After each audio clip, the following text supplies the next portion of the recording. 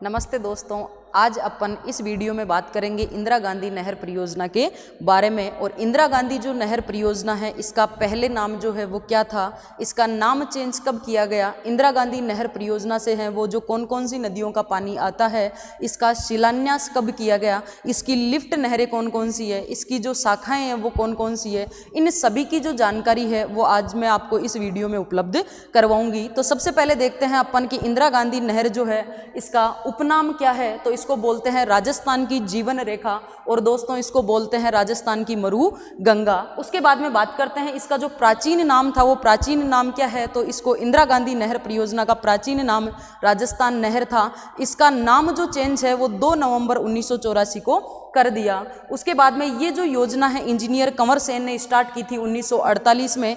इंदिरा गांधी नहर परियोजना का जो शिलान्यास है वो 1958 में गोविंद वल्लभ पंत ने किया था। सर्वप्रथम जो पानी है वो 1961 में डॉक्टर सर्वपल्ली राधाकृष्णन ने जो है वो दिया था। सहयोग जो है दोस्तों वो इसमें विश्व बैंक के द्वारा किया जा रहा है। अब जो है अपन बात करते हैं कि इंदिरा गांधी नहर परियोजना जो है उसका उद्गम कहाँ से होता है, वो राजस्थान में प्रवेश कहाँ पर करती है, इसी के साथ जो है वो इसका अंतिम बिंदु कौन सा है। तो सबसे पहले बात करते हैं जहां सतलज और व्यास नदी दोनों आपस में मिलती है, हरिके बैराज पंजाब में।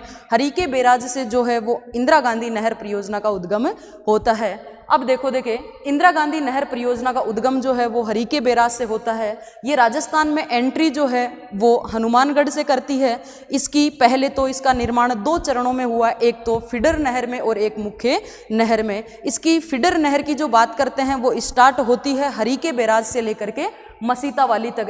दोस्तों मसीता वाली के बाद में जो है वो इसकी मुख्य नहर शुरू हो जाती है, और मुख्य नहर जो है वो मसीता वाली से लेकर के पुंगल तक है। उसके बाद में पुंगल से लेकर के मोहनगढ़ तक जो है इसका अंतिम बिंदु है। लेकिन ये जो आईजीएनपी है यहीं पर ख़त्म नहीं होती है, इसका मोहनगढ़ से लेकर के बाड़मेर के गडरा रोड तक जो है वो इसका 0 पॉइंट है, जिसे बाबा रामदेव उपशाखा के नाम से भी बोलते हैं। अब बात करते हैं कि आईजीएनपी की कुल लंबाई कितनी है, आईजीएनपी की राजस्थान में लंबाई कितनी है, आईजीएनपी की फीडर नहर की लंबाई कितनी है, और आईजीएनपी की मुख्य नहर की लंबाई कितनी है। तो दोस्तों सबसे पहले अपन बात करते हैं कि आईजीएनपी की जो कुल लंबाई है वो कितनी है। तो आईजीएनपी की कुल लंबाई 449 किलोमीटर है। आईजीएनपी की फीडर नहर की जो लंबाई है वो है दोस्तों 204 किलोमीटर। आईजीएनपी की मुख्य नहर की जो लंबाई है वो है 445 किलोमीटर। लेकिन दोस्तों कुछ पार्ट जो है वो फीडर नहर का राजस्थान में भी आता है, और उस फीडर नहर की राजस्थान में जो लंबाई है वो है 35 किलोमीटर। कितनी है? 35 किलोमीटर। अब बात ये आती है कि आईजीएनपी की कुल लंबाई तो हो गई, लेकिन आईजीएनपी की राजस्थान में जो लंबाई है वो कितनी है। तो आईजीएनपी की राजस्थान में जो लंबाई होगी वो कितनी होगी, तो वो है दोस्तों 480 किलोमीटर। कितनी है? 480 किलोमीटर आईजीएनपी की राजस्थान में लंबाई है। अब अपन बात करते हैं कि आईजीएनपी की लिफ्ट नहरें जो है वो किस तरफ स्थित है, कितनी लिफ्ट नहरें स्थित है। तो देखिए आईजीएनपी की जो लिफ्ट नहरें हैं वो 7 लिफ्ट नहरें हैं। सबसे पहली जो लिफ्ट नहर है वो है चौधरी कुंभाराम लिफ्ट नहर। अब आपके दिमाग में आ रहा होगा कि सारी की सारी जो लिफ्ट नहरें हैं वो बाईं ओर ही क्यों स्थित है, दाईं ओर क्यों स्थित नहीं है। तो दोस्तों आईजीएनपी की जो 7 लिफ्ट नहरें हैं वो सारी की सारी बाईं ओर इसलिए स्थित है क्योंकि आईजीएनपी का बाईं ओर का जो धरातल है वो ऊंचा है, इसीलिए सारी की सारी लिफ्ट नहरें बाईं ओर स्थित है। तो आईजीएनपी की जो पहली लिफ्ट नहर है वो है चौधरी कुंभाराम लिफ्ट नहर, जिसका विस्तार हनुमानगढ़, चूरू और झुंझुनू में है। दूसरी दोस्तों लिफ्ट नहर जो है वो है कंवर सेन लिफ्ट नहर, जिसका विस्तार श्री गंगानगर और बीकानेर में है। अगली लिफ्ट नहर है पन्नालाल बारूपाल लिफ्ट नहर, और इस पन्नालाल बारूपाल लिफ्ट नहर का जो विस्तार है बीकानेर और नागौर में है। अगली लिफ्ट नहर तेजाजी लिफ्ट नहर, जिसका विस्तार केवल एकमात्र जिले में विस्तार है, बीकानेर में। उसके बाद में आती है डॉक्टर करणी सिंह लिफ्ट नहर, जिसका विस्तार बीकानेर और जोधपुर में है।